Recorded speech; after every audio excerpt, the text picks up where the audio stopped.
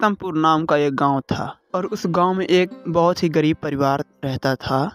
उस गरीब परिवार में 3 सदस्य रहते थे, जिनमें एक बूढ़ी माँ थी और उसका बेटा और उसकी पत्नी थी।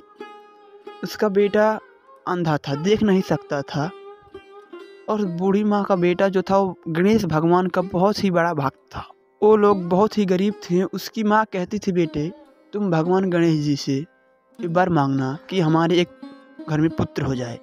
और उसकी पत्नी कहती थी कि आप जब भी भगवान से मांगना, बहुत से सारे धन दौलत मांगना, हम अपने गांव में सबसे अमीर होना चाहते हैं।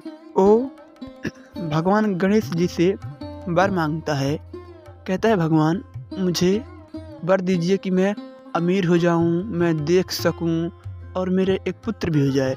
तो भगवान गणेश जी कहते हैं, वच तुम सिर्फ एक ही कोई वरदान मांगो, मैं तीनों नहीं दे सकता तुम्हें। फिर वो कहता है कि प्रभु मुझे एक पुत्र प्राप्ति हो जिसे मैं सोने के थाल में खाता हुआ देखूं।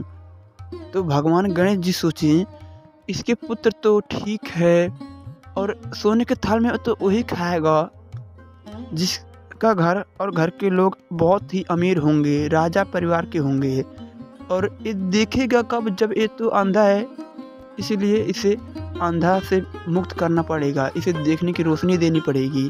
तो भगवान गणेश उसे वरदान दे देते हैं। उसका 3 मनोरथ पूरा हो जाता है। उसका बेटा भी हो जाता है, वो अमीर भी हो जाते हैं क्योंकि वो सोने के थाल में खाने लगा और वो देखने भी लगा।